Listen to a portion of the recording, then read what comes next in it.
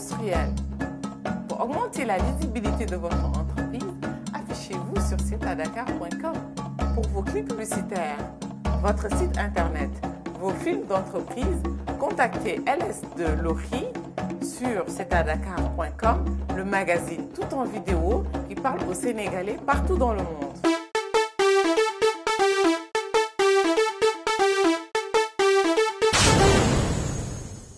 La société valide ou même valorise cette infidélité de l'homme. Que l'homme qui conquiert des femmes, ça fait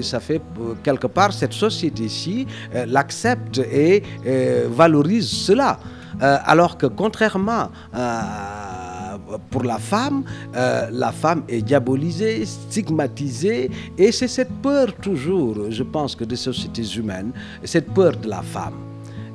Voyez-vous, quand Ampateba disait que l'homme est un géniteur distrait, en termes qu'il féconde la femme, et qu'à partir de ce moment-là, c'est la femme qui gère l'éducation, le quotidien, les valeurs sociales, ça démontre que nous sommes une société traditionnellement, je ne parle pas de cette société islamique, chrétienne, laïque, voilà, tout mélangé, je parle des sociétés traditionnelles. La femme avait un sort plus enviable que dans cette société-ci. L'infidélité des hommes, c'est une pandémie. C'est quelque chose qui est inscrit dans l'ordre des choses. Et je pense que c'est lié au fait aussi de nos valeurs culturelles qui sont d'obédience musulmane, où il est permis à l'homme de faire ce qu'il a envie de faire. Et faire ce qu'il a envie de faire, c'est d'abord épouser plusieurs femmes. Et à partir de ce moment-là, il se donne tous les droits par rapport à son couple. Donc c'est quelque chose ça, de pandémique, ça tout le monde le sait. Alors ce qui choque le plus, parce que c'est inhabituel, c'est nouveau, c'est l'infidélité des femmes. Alors moi pour ce que j'en sais, c'est qu'il y a d'abord une crise de la relation, une crise au sein du couple, parce que le couple est un phénomène nouveau. Nouveau en ce sens que le 2 en 1, le fait que une personne et une femme soient ensemble avec cette proximité géographique, affective, ça c'est un fait nouveau qui est vécu de façon très très très difficile. Problème de njaalo moom problème de jikko la parce que man sax mën naa wax ne am na leneen lu nekk ci biir parce que jigéen ñi léegi da leen di may ñi nga xam ne bëgguñu ko surtout sëyum xaalis bi dafa bari ci réew mi parce que dootuñu ci yax ñi nga xam ne moom la ñu bëgg. doxaan jabar jàmm foo gis lu bëri intérêt moo fa lalu intérêt moo fa lalu da ngay gis jigéen boo xam ne jëkkëram da koy sori torop yaa ngi dégg te nit moom nit rek la te li nga sentir sa xol moom day xaw a yéeme quoi da ngay gis koo xam ne day yor xaalisam da nga yor sa xaalis jabaru jàmbur da nga gis nga yor sa xaalis nga ñëw gis benn góor surtout gars yi nga gis fii gars yi nga si ñu entraîné ba taxaw yi ñoo gën a am problème foo côté boobu ñoo gën a am problème côté boobu gis nga ñun du ne la ñuy dund fii da ngay gis nit ñëw fii di la imposer carrément dox sa kaw. instant yi ni fi ñu toll jigéen ñi par exemple bëri na ci ay façon ay yoo xam ne instant yi ni mooy loolu tey da ngay ñëw sax gars yi ne ko may ma ndox mu yónni bu amee foofu rakk joo xam ne sax instant yi mu ne la demal jox ko ndox wala mbindaan bi demal jox ko ndox loolu day bon loo xol bi xam nga instant yow géré woo mbindaan bi wala géré woo sa doom alors que affaire yooyu moom nga indi si kër gi te par exemple tey li la warloo ak moom instant yi fi ñu toll nii defu ko quoi xam nga affaire yooyu par exemple plaisir la nga wàcc alors que sa jabar jox la ndox mu sedd naan la papa série affaire yooyu sonn nga nangam ak nangam sa xol day sedd quoi xam nga loolu la quoi loolu moo tax affaire yooyu te boo demee ci sa gel nag instant yi fi ñu toll nii mooy loolu indi la ay ginaar affaire yooyu ngeen bëggee affaire yooyu dafa neex loolu la quoi. ñàkk yem sa jëkkër wala nga ñàkk yem sa jabar moom pour man ñàkk bëggante la rek mais bu fekkee bëgg nga ko moom bëgg daa war nga mën a am ngor yem ci moom mooy am ngor yem ci yow. ñun nag ñooy fekk ku ne jëm ci wut man-man da ngay fekk jigéen bu toog jàpp ñàmburam nga ñëw fekk mu toog ngay wut ci moom man-man jàppal bàyyil xam nga nee nañu ñooñu jur waaye nee nañu matuñu waaye tam am na foo xamante ne tam ñun ñuy góor ñoo war a daw yenn yi. L'argent gangrène toute la société et amène cette inévitable pollution relationnelle lorsque les rapports humains sont mercantilisés. Il ne me donne pas assez d'argent, il ne me donne pas ceci. C'est extraordinaire comment cette société, du point de vue de l'évolution, troque les valeurs affectives, les valeurs humaines pour l'argent. au sein des couples prédomine un commerce extraordinaire. Et ça aussi, c'est un facteur de risque d'infidélité. Parce que lorsque tu n'es mu que par l'appât du gain, avoir de l'argent, et que cet argent-là vient à manquer, peut-être que tu vas aller le chercher ailleurs. non loolu moom warul kenn du góor gi du jigéen gi xam nga boo xasee ba ne julli nga rek da nga war di moytu yu bëri daal. loolu si jigéen ñi la quoi xam nga parce que jigéen moom gëm naa ne boo melee ni nga war a mel ñi yar la yar bu baax gëm naa ne foo mën di dem tamit après sëy rek ngay def quoi. xale jigéen dong ñoo ko def parce que xale jigéen tam mënuñu yor seen lu baax ba pare ëlbatiku di lekk medd ca mbedd ma parce que loolu dong laa ko mën gisee man am sa yàpp wu neex ca biir kër ga nga dem ca mbedd ma di lekk medd parce que loolu laa gisee man nga am sa jëkkër ba pare góor ñëw di la doxaan ngay nangu. am jëkkër am far ak am jabar am far ñoo yem comme atte mais yemul si comme Sénégal yi ñu ko tàmmee nii yemul quoi parce que li tax mooy que ne li yàq deru góor jigéen yàqul deru góor yow bu fekkee da nga am jabar am gel ak nga am jëkkër am far yow ku jigéen ni ñu lay bonalee duñ ko bonalee ku góor gi. ñoom ñaar ñëpp benn la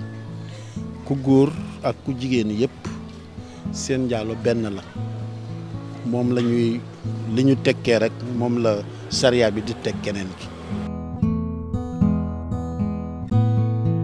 lu ñu gën a tàmm quoi am jabar am gel lañ gën a tàmm ni am jëkkër am far na loolu moo njëkk a xew am jabar am gel moom moo njëkk a xew ni am jëkkër am far yow doo gis boo amee gel am jabar duñ la wax bànni nga te boo amee jëkkër am far ñu ne càgga nga kon lu yàq deru góor deru jigéen yàqul deru góor jigéen ñoo war def attention bu baax a baax. góor ak jigéen bokkul quoi góor mën na am ba 4 femmes mais jabar moom benn jëkkër lay am. baaxul si benn ñoom ñaar ñëpp ñaari côté yëpp baaxul si quoi baaxul si benn baaxul si ku góor gi baaxul si ku jigéen gi mooy loolu quoi baaxul si góor gi baaxul si ku jigéen gi quoi. mosoo gis góor bu jur doom xam nga jigéen mooy jur mooy ëmb te suñu xoolee dañu ne mais xale bi kan moo ko jur duñu wax mukk kan mooy yaayam mais kan mooy baayam da nga am na xam ne sax amuñu baay mais ñu non xam nga loolu moom c'est trop dire ku nekk am nga papa dégg nga mais am na ñoo xam ne xamuñu seen papa mais fan nga mosee gis jigéen ñu ne kii xamul yaayam doo ko gis xam nga moo tax ñu ne jigéen dafa am li nga xam ne yàlla daf ko may loolu la war a bañ a def dégg nga moo tax góor ñi ñu leen di toléré njaaloo ba jigéen kenn du ko toléré njaaloo parce que jigéen ama xam problème am mooy ëllëg su commencé dem fii commencé dem fële doom yi si juddoo léegi kan moo koy nangu day gis benn femme am problème jiñ ko kenn kooku ne ko du man mu jiñ ko kenn kooku ñu ko man moo tax ñuy toléré góor ka jigéen mooy ci góor ak si jigéen bokkul waaw tey ji instant yi fi ñu toll nii ku góor ki tey instant yi nii mën na am loo xam ne instant yi nii tamit mën na jaar foofu instant yi nii xam nga rek affaire bi musal ko ci yu bari quoi mais jigéen bi moom fekk ko quoi man sama gis-gis. Voyez-vous, il y a une chose aussi du point de vue de la morale, ça a beaucoup évolué. Il ne faut pas stigmatiser les gens. Je pense que lorsqu'une personne est infidèle, c'est que quelque part il n'est pas heureux. C'est une évidence. Il a peut-être un tort, c'est de ne pas faire preuve de créativité pour qu'au sein de la relation circule cette tendresse, ce qu'il cherche. Ce que tu cherches ailleurs, pourquoi ne pas travailler à créer cela à l'intérieur du couple? Et c'est là où aussi il faut entraîner les gens à comprendre ce que c'est que l'affectivité, ce que c'est que l'humain. Les gens aujourd'hui sont omnibulés par le fait que ah ouais, je lui donne l'argent, il m'a pas donné, il m'a donné. Et ils pensent que l'argent doit configurer tout, alors que l'humain a besoin d'attention, a besoin de tendresse. su fekkente ne sa jëkkër doyatu la wala yow tam sa jabar doyatu la ngeen toog ngeen waxtaan parce que bi nga koy xool li ko bëgg kenn dugalu la si moom. yow yaa ko gisoon bëgg la moom it mu bëgg la bu ngeen dee ba mënatu leen naan ku nekk seet ni ngay def moo gën mooy gi daal. dignité moom moo gën affaire de xaalis yi nii amul njariñ quoi nit war nag mën a téye personnalité am muy jigéen bu mën na surtout jigéen nag valeur jigéen dafa rëy jigéen dafa war a fexe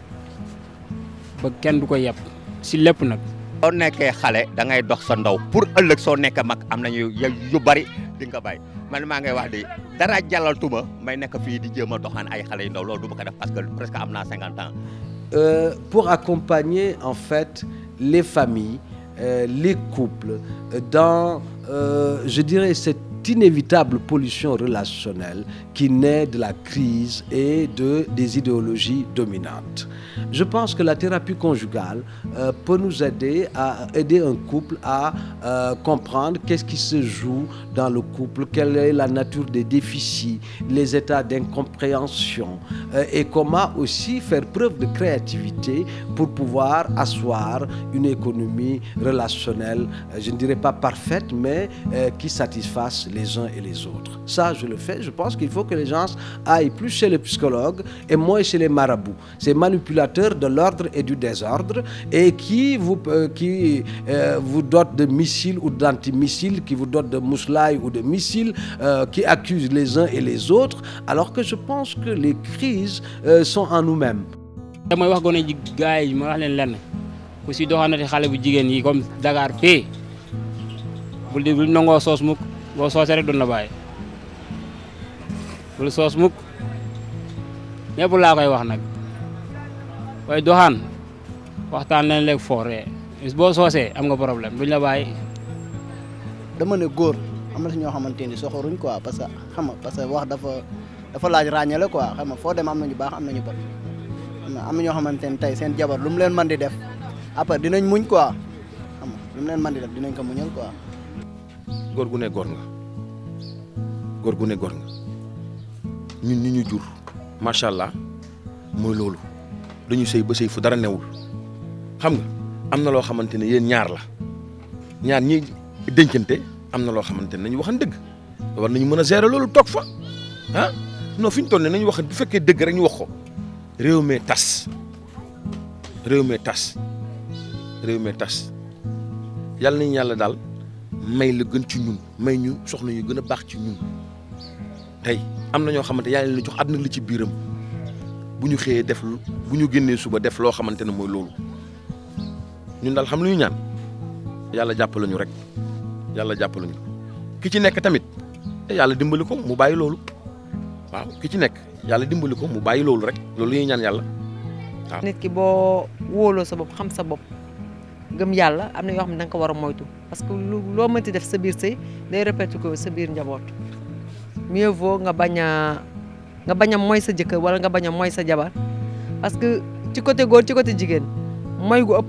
umute gu ëpp kese la tant que yaa ngi mooy sa jëkkër wala nga mooy sa jabar da ngay umu rek. am jëkkër am far moom instant bi pour ñoom sax boo amee jëkkër boo amul far doo ci dara quoi foo bëri ñun góor ñu lu lañ siy dund lu ne lañ siy gis ñu leen lu ne lañ ko siy gis ay gis kuy ñëw mu ngeen a dund da ngay am benn gele instant bi ngeen def 3 ans 4 ans te doo xam ndax am na jëkkër sa fekk da ngay am parce que léegi bu njëkk li amoon amatul da ngay ñëw am sa gel di dem këram xam famem mais léegi mun nga doxaan ni 2 ans doo xam fu mu dëkk yow téléphone nga koy kut lay mu fekk la fi nga nekk léegi nag loolu moo waral léegi Sénégal daal toj na daal